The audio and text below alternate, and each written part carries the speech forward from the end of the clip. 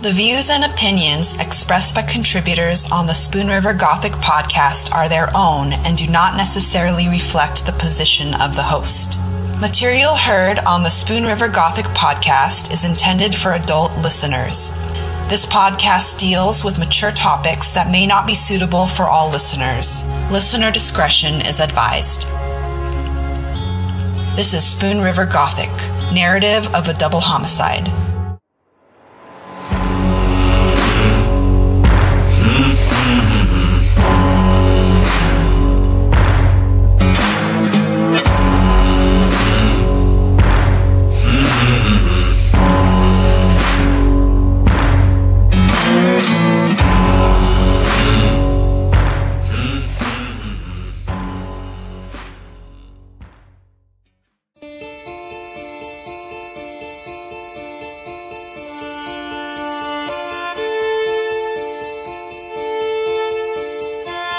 I remember Detective Bowden was talking to a couple of the firemen, the on-scene fire commander, I should say, about, what's making you think this is suspicious, what's going on.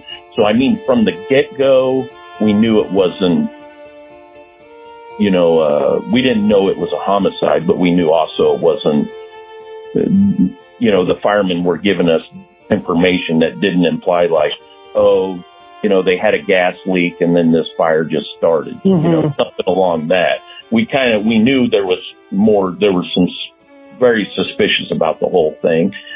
Well, then I know, Detective Bowden was starting to was wanting, the gentleman from the bank, which I can't remember. David Haynes? Yeah, I don't remember. I remember getting his name at the time, after the fire department arrived and everything. And everything was settling down before the detective got there for the report. I remember getting like his name, date of birth, and address and everything. The thing that sticks out in my mind was that, the victim, she worked at the same bank he worked at. Right. And that's the main thing that sticks out in my mind right now. But I remember the detective was talking to him, and then, I walked around the perimeter to check because by then they had enough volunteer firefighters and, all the volunteers that for ESDA and things like that were there had set up, the traffic control and crowd control and everything. So me as just a road cop, just a, beat officer, I wasn't needed anymore. And, dispatch still gets calls from other people that we have to go handle. So I was walking back to my police car, to leave. And I remember our lieutenant pulled up and was kind of like, hey, what's going on? And I said, this lady didn't show up to work. A coworker came to check on her and we got here for a well-being check. Well, ends up the house is on fire now and there's the victim and her daughters and they're deceased. And I go, and they're still fighting the fire. And he said, oh, okay. And I go, and I was explaining where, the roads was blocked off and the perimeter and everything to keep people away. And he said, okay. And then I remember he reprimanded me because my uniform was dirty and I wasn't wearing my hat. And I had on. Yeah. Are you effing kidding me? I'm sorry. No. And I remember that sticks out. I mean, it's weird how you remember things over the years, but I just remember looking at him and like, oh, okay. And, I'll do better, sir. And oh my gosh. Yeah. And then I remember he left and then I returned to my car and I cleared from the call. And, after I cleared from the call, I don't really remember much else that day. Then I remember, like the detectives, I know it's a small police department, but it's not like, I just walk in the detective's office and say, hey, tell me, about this homicide you're investigating. Give me the details. It's not like that. I mean, the detectives kind of keep things close to themselves when they're investigating crime. I mean, if it's something like a burglary or, some other kind of misdemeanor crime or some kind of, felony, like you're the officer that took the initial call or, you know, did some follow up on it, and you go in and talk to the detective and you say, hey, you know, I interviewed these couple of people. I sent you copies of the reports. What do you think? And they'll tell you, well, you know, here, I think, you know, we don't have enough yet for a warrant. You know, they'll talk to you about things like that. But on a homicide, they don't just talk about it. It's kind of, they keep it to themselves while they're investigating it. Sure. But, I know the fire department I don't remember the time frame, but over the next few days or weeks, I remember we found out that the fire department, you know, their analysis testing had determined that there's an accelerant used. And I don't remember if it was gasoline, kerosene, or what. I just remember they said that there had been an accelerant dumped on the bodies and in the area where the bodies, you know, were found. And that's where the fire had started.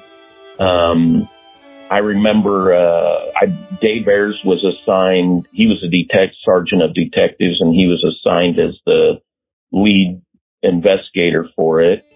I remember Mike Elam was the chief of police, and I remember him, you know, talking to Dave and Marty Bowden and telling them, you know, hey, you know, whatever resources you need or personnel you need to investigate this, you tell me and I'll make it happen. I'll get it for you. So, I mean, it was like, I mean, once we realized, okay, this is a homicide, it was everything. They were doing everything they could to investigate this.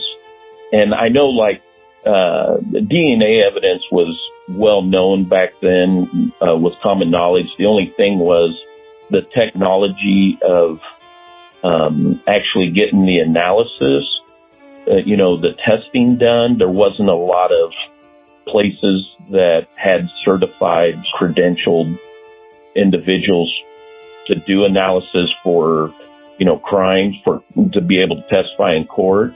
And I remember also back then, like now it doesn't take very much, bodily fluids or hair or skin sample to get a DNA analysis from, but back then you had to have a larger sample. So I know it was taking time for, the autopsy and then, also the chemical analysis from the accelerants to identify that and to get all those documents. But I remember the detectives had already started interviewing multiple people, friends or associates of hers, if I remember right, I can't remember if she was divorced from her husband or if they were separated, but I do remember like them interviewing, her husband or ex-husband, if that was the case. And I remember that all started like within days, of their deaths. But to me, what really sticks out in my mind, I don't remember the date, but it was sometime that spring, because this was in January when they were murdered. And it was sometime that spring, maybe like March, April time frame. I just remember by then I was working nights. I was on night shift and I wasn't on days no longer. And I remember it being like nice during the day, kind of nice, but then cold at night. But I remember then the sheriff's department had a case where Donald Bull had sexually assaulted a woman at the old Hewlett Park, which is, I don't know, maybe about a half mile south of Canton. And it's no longer a park now. It's just a big cornfield. The park district sold it. But I don't remember all the details of that because the sheriff's department, since that was in the county, they investigated it. But I remember, just hearing things that Donald Bull had, beaten this woman up and had choked her to where she was unconscious. And she was somehow able to get away from him. And then, called the police and and she knew who he was. So he ended up getting arrested for that sexual assault. And then based on, based on the evidence that was collected from that, the DNA analysis or the semen and DNA analysis, our detectives had obtained a search warrant to get the results of that, and then submitted them for the Donna and Justine murder to see if it matched. And from what I remember at the time, if I remember right, from Donna, the victim, they had recovered in the autopsy, had recovered semen from inside her. So, and it was, viable where they could test it, and they were able to match that DNA up with Donald Bull's DNA. And if I don't remember what it was, but where Donald Bull was living, I know they had searched his residence and they recovered some jewelry that they believed was Donna's. But I remember the thing that sticks out in my mind, there was one piece of jewelry that was like a family heirloom or something that was really important to her, that her family and ex-husband and everybody was able to clearly identify, yes, that's hers. And that was found at Donald Bull's residence where he had been living at, back at the time when they'd been murdered. But really like I said, I didn't have anything to do with the investigation. I mean, I was just a patrol officer back then, only been there for like 2.5, 3 years. So I had limited involvement in it. But like that, it's always stuck out in my mind. It's bad enough when an adult gets, murdered, but when a little child, is murdered that way, it always just sticks in your mind. And, over the years, I remember, thinking back, I remember like Dave Ayers and Marty Bowden in the detective's office. They had a little picture, I don't know, they got from one of the family members of Donna and Justine, that they had there on the bulletin board. And I remember this was at the old station down on Spruce Street. And I remember there in the detective's office on that bulletin board up in the corner. I mean, that picture was there during the investigation, and it was up there, for several years afterwards too. So, but I don't know. That's pretty much all I remember of it. That's a lot. That's a lot of details, Rusty. That's really good. Oh, really? Okay. Yeah, and a lot. I mean, obviously, we've been reading the court documents and all that, and everything you said lines up with what we've been reading as far as.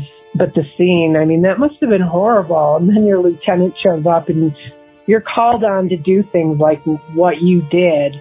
And as you're walking me through it, I'm thinking about the trauma that you must have experienced, and then to have your superior be like, your suit's dirty. It's like, no. I mean, hopefully things have changed since then, but I don't know. It was I guess, what do they call it? A different breed of policeman back then. Yeah, it's weird that after all these years that sticks out in my head, because I remember it, being cold, and then, with the firefighters spraying the water, the mist coming off, and, throwing my hat in the car and putting on the stocking cap. And then I put on that helmet, to help Marty Bowden and just to assist him, because he was the detective. I was basically just the guy holding the flashlight and helping carry equipment. And I just, then to get reprimanded, I just remember looking at him like, oh, okay, sir. Yep, I'll do better next time, And it just, all these years, it just stuck in, one of those things that sticks in your mind. Yeah. Well, I appreciate the work that you did all those years, because I know that it's not easy. And even today it's harder because, police officers are not the heroes that they once were, even though, you showed up, you did what you were told to do, you risked your life, you saw horrible things, Yeah. I appreciate that. Thank you for your service is what I'm trying to say. Well, thank you. No, thank you. Yeah. I know I can definitely say I probably wasn't the best police officer, but I always tried my best. I mean, I always tried to treat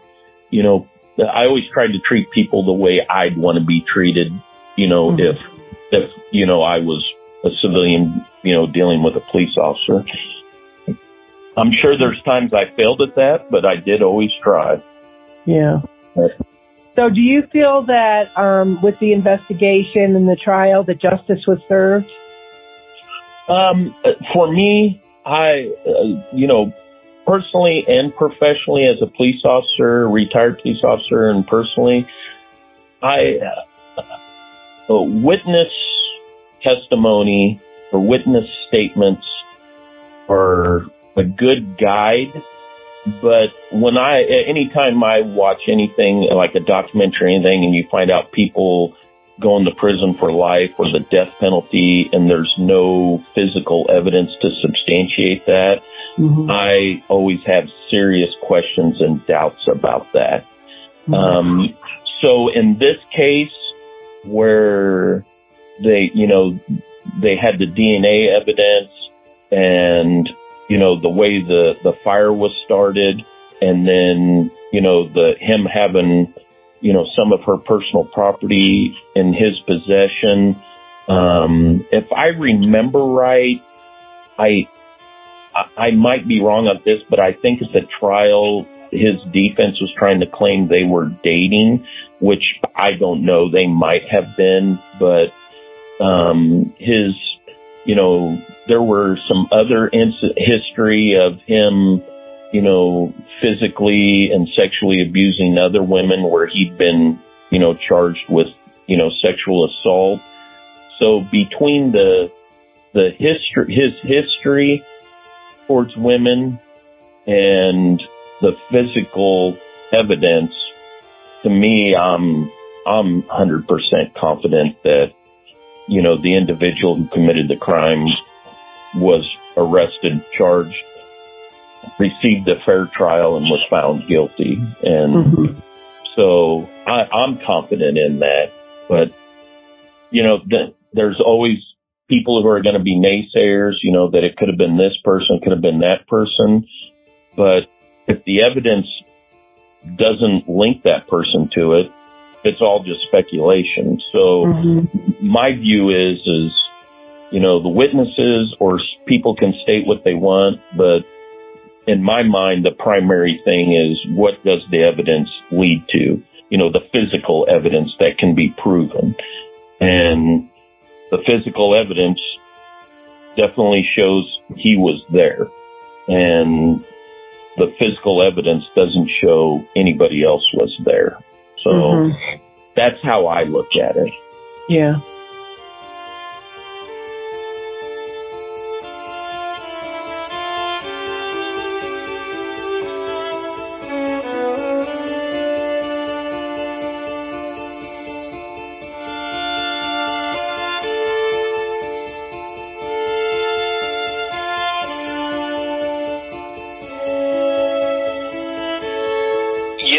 The only thing I can think of that kind of pops in my head, and I'm not even sure about this, but if I remember right, how they connected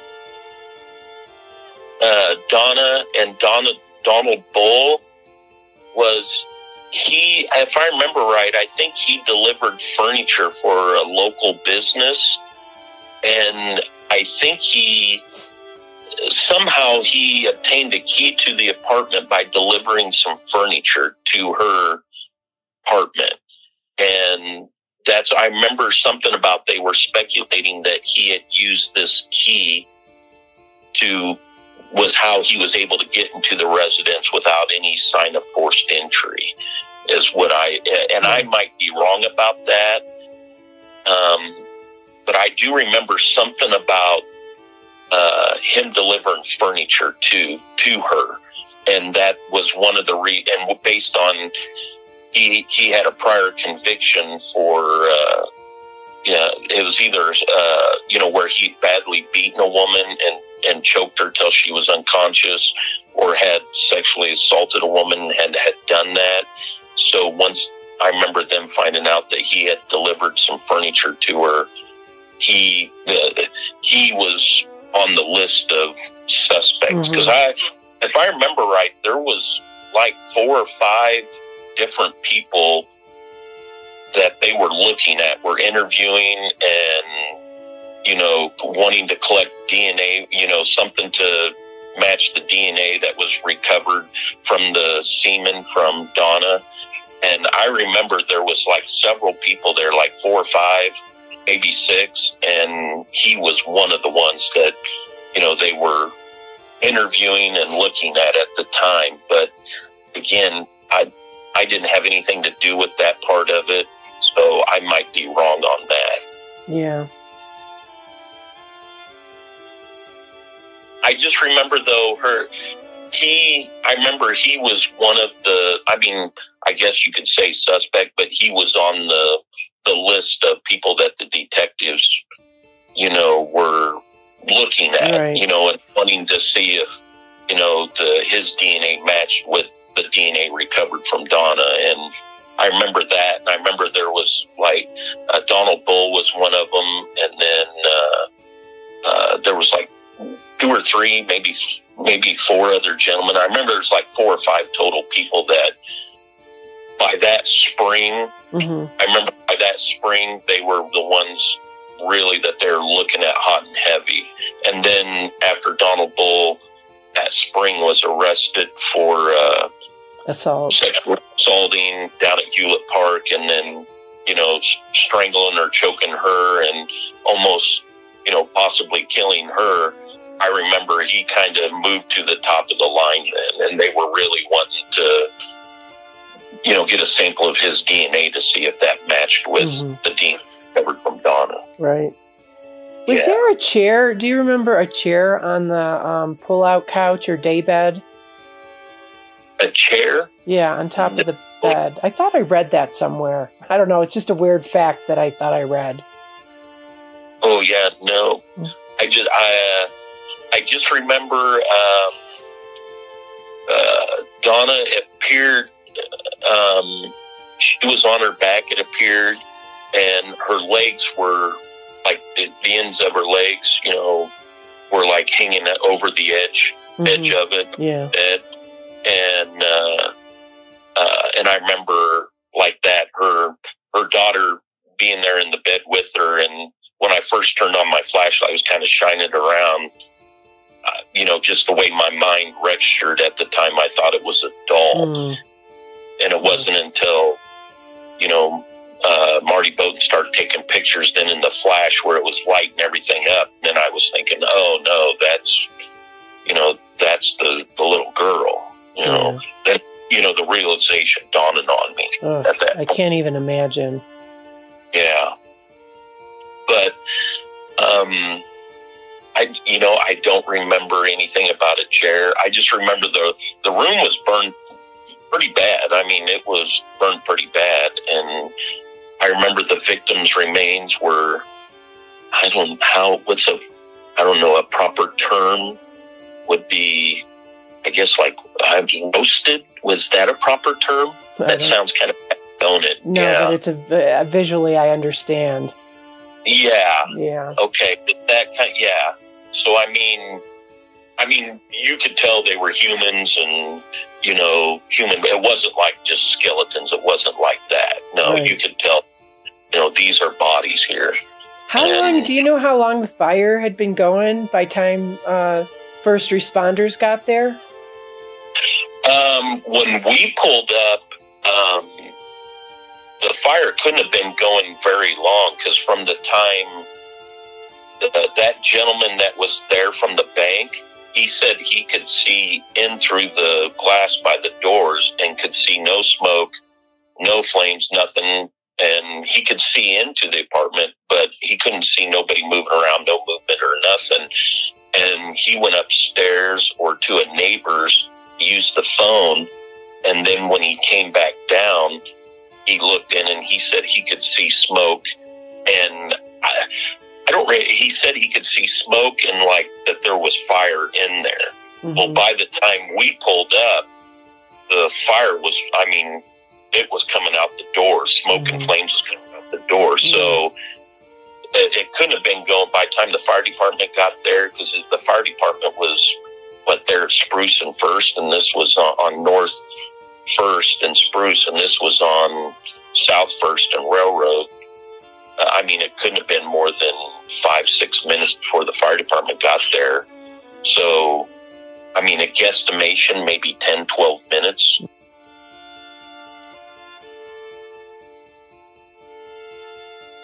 You know, as a police officer, that was the first homicide, you know, that I'd responded to. Right. You know? So when you were on the police force in Canton, do you remember about how many murders there were or homicides in Canton during your time? Let me think back. If I remember, there was 5, if I remember right. Yes. I remember there was a little girl that was murdered by her uncle. I remember another lady that she was going through a divorce and her husband was stalking her, and we'd arrested him. We and the sheriff's department had arrested him 2 or 3 times for stalking, and he ended up stabbed her to death. Trying to think of the other ones. I remember there was one lady that ended up, the county investigated because they believe she was murdered in Canton, but her body was found out in the county. And the way the protocol is where the victim's remains are found, that law enforcement jurisdiction is the primary investigator. Trying to think, if I remember right, there was over that like 20-year span, there was 5 homicides. Yeah, so it wasn't a real common occurrence. No. Yeah. I mean, I can tell you, several people I can think of where they'd either been stabbed multiple times and survived, or a couple of people been shot and wounded and survived. But yeah, when it comes to actual homicides, you know, where someone actually died, you know, from evil intent, yeah, knock on wood, we don't have a lot of those around here in Canton. Right. Yeah, so, I know the sheriff's department has had several also, so, in the county. Yeah. So what is Canton like? Well, what I would classify it as is kind of a small working class town. A lot of people don't realize that, I think it's like the county stats are like 48 or 49% of the county is at or below the poverty level. So we have a lot of low income people. You know, I think we have a good mix between, you know, people that are well-to-do and working class people. Mm-hmm. But for the most part, working on the police department, most of our calls were, you know, domestics between couples or fights at the bar, you know, drunk people fighting at the bars. And then over the years, I mean, every town has illegal drugs in their town, but it just seemed like over the years that the drug problem has gotten worse and worse and worse. And then, of course, the thefts and the burglaries go skyrocket and go up and up. And then now it's like that, like you were saying earlier, just the way the public perception of police is now police departments have a hard time hiring people. So when people retire or go find another job or leave the police department, they're having a hard time hiring people. So then they're understaffed and still trying to investigate drug crimes and irregular thefts and burglaries. But it just seems my perception now is, Canton's a good place to raise your kids, but you got to really be on the ball raising your kids here, because it's not like in a big city where you have a lot of crime or drugs that are, congregated into one area. In Canton, it's kind of like hot spots scattered all over the place. So it's just kind of, you gotta, if you're raising kids here, by the time they're in junior high, you really gotta keep tabs on who your kids are hanging out with and what they're doing, and keep their interest into, sports or band or, other activities, so that they don't end up, getting dragged into that. Yeah, that's hard. That's tough. Yeah. Yeah.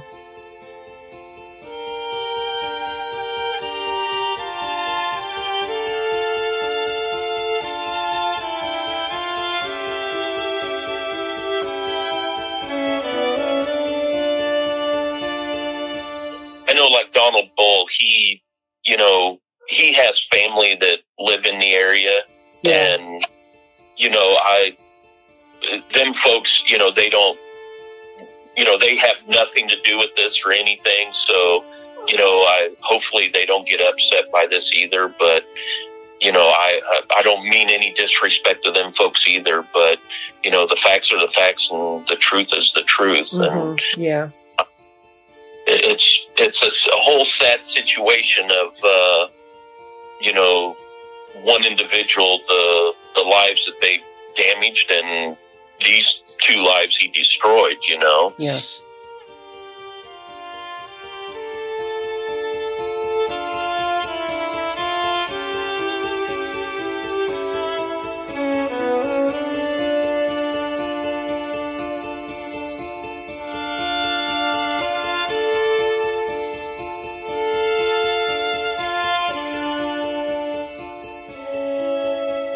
To me, like if you're interviewing people and all you have is witnesses' statements, I always take those as, always in the back of my mind, I'm like, okay, there's their story, the suspect's story, and somewhere in the middle is the truth. Right. Yeah, I totally agree with that. Yeah, and it's, all the cases I work with witness statements, I kind of use them as a guide. But if I didn't have like some good physical evidence to back it up, I was always hesitant to, in some cases that's all you have. And if it's, like a misdemeanor or petty offense, and you write them out a ticket and give them no spear and say, okay, dude, I got a supervisor too. I got to do my job, and let them fight it out in court.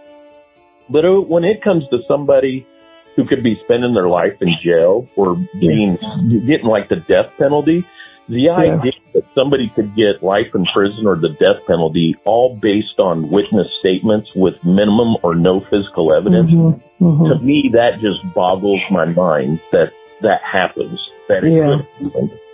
So, and that's like with Donald Bull, I mean, to me, I'm pretty confident that the case, that the detectives were, all the detectives working on it got the right person. I mean, they had, 5, 6, if I remember right, 4 or 5, maybe 6 different possible suspects.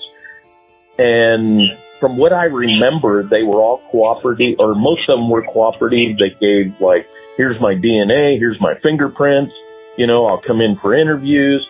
And then you had Donald Bull, who didn't want to cooperate at all. And then they caught him and he changed his story. I don't know how many times. And then I'm like, okay, well, man, shine the spotlight on this dude. That's like basic 101 investigation.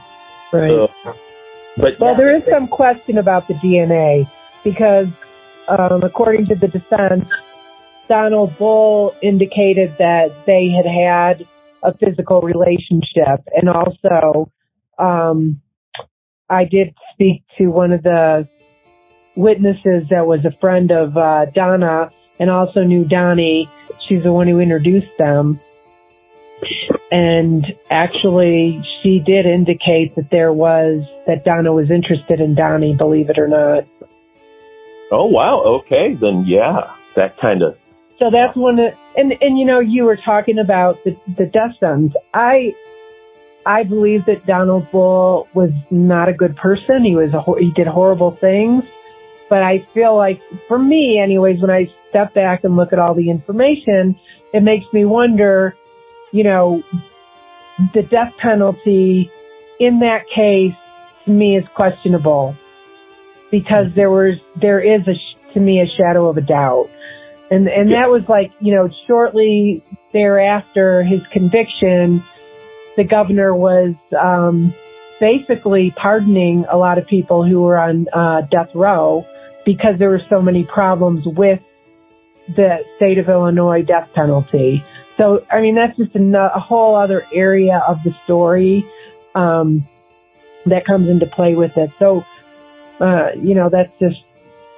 See, yeah, I agree with you. If you're going to put somebody, I mean, you hope and you do the best job you can to, even if you're just locking somebody up for 3 months, a year, or 5 years or 10 years.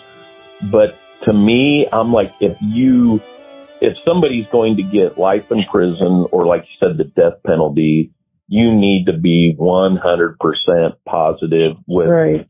With the physical evidence, the witness statements. I mean, to me, I'm like, when it comes to that point, there is no, okay, we might have, beyond a reasonable doubt to convict the person, but we need 100% no doubt if they're going to get life in prison or the death penalty. That's the way I look at it.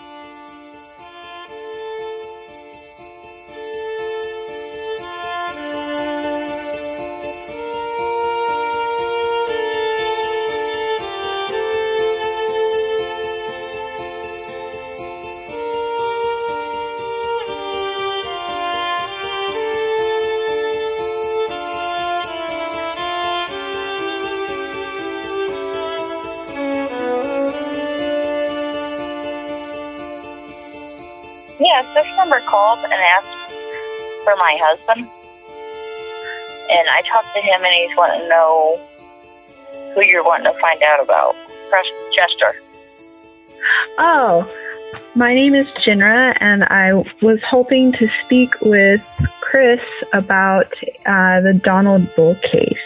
I just had a few questions for him. Okay, I can give him your number. Okay. And see if he can call you. And may I have your name once more? My name's Christy. Christy Chester? Yeah. Yeah, because I'm supposed to call him back here shortly. That's why I was asking. Oh, okay. Thank you so much. It's Donald? It's regarding Donald Bull. Okay. I spoke to you briefly yesterday, and you had told me that he was currently incarcerated. Yeah. Okay. But he can still call out. Oh, okay. Would you happen to know when he'll be out? He gets out the 10th of this month. Oh. Well, that's great. Yes, real quick.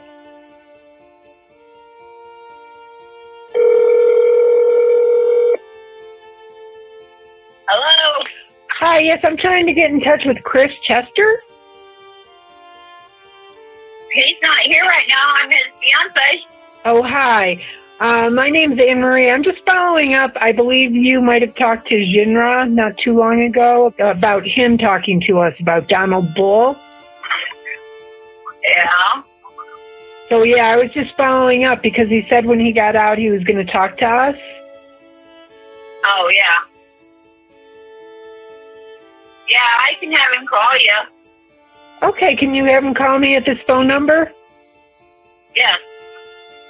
Okay. And my name's Anne Marie. Okay. All right. Okay, thanks. I will give him a message. All right, thank you. Bye.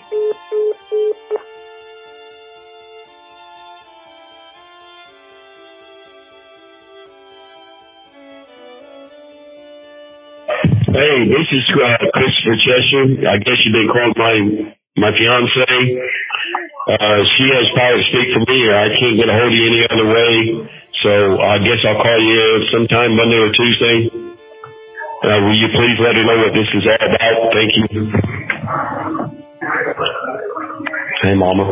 What, baby? Did you hang up? No, I'm trying to figure out how. Well, just hang up and I'll call you back.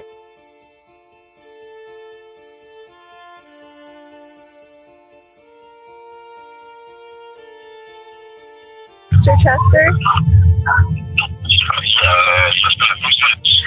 My name is Jinra, and I'm a researcher for an upcoming podcast that's about the Donald Bull case. And I was hoping to know if you were available to talk about it.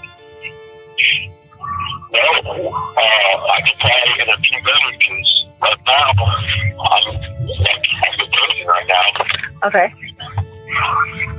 You know what I mean? I was told that by your fiance Christy that you'd be out on the 10th. Yeah. Is it all right if I can contact her to see when would be a good time for you then? Yeah, because we could set it up even if I have to go, because I might have to go to jail for a few days on a backup case. But either way, yeah, we could set it up then. Okay. All right. What's this have to do with? Like research, what I call for a criminal justice report. Okay. Like what's that mean? We're just wanting to paint a bigger picture of the incident because we only see one picture of it. Okay. I kind of understand what you're saying. You know, is it is it a documentary? Is it a... It's for a podcast. Oh, I see what you're saying. Right. All right. Okay. I kind of understand, but yeah, we can dive deeper into it. Yeah, I get out on the 10th, and either way, we can set it up then, because if I do have to go back to jail to set it up through the county where they allow me to do it, you know. Okay. In prison is kind of, you know, stricter rules, you know. Right. Okay, I don't want to use up your time, so I will connect with your fiance on the 10th. All right. Okay. All right. Thank you. Thank you so much. Bye-bye. You have one.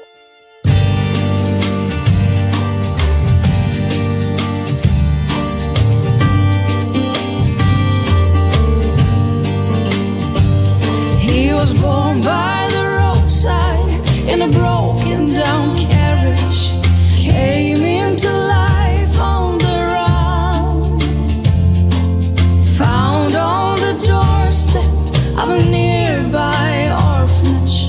No one saw, no one saw.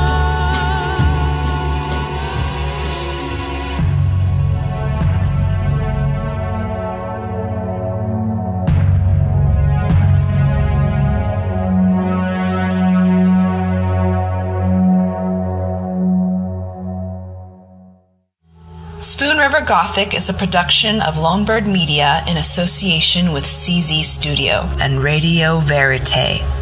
The show is produced by August Olson, editing, directing, and producing by Corey Zimmerman, audio mastering and engineering by E. Mastered. Research is done by Anne-Marie Cannon, Chelsea Mesa, and me, Jinra Illustrissimo. Spoon River Gothic is written and hosted by Corey Zimmerman. You can follow the show at czstudio.works and read the blog at spoonrivergothic.com. Show some love by leaving us a rating or review on Spotify, iHeartRadio, Apple Podcasts, or wherever you get your podcasts. And stay tuned for the next episode as we dive deeper into the Donald Bull case. Thank you for listening. This is Spoon River Gothic, narrative of a double homicide.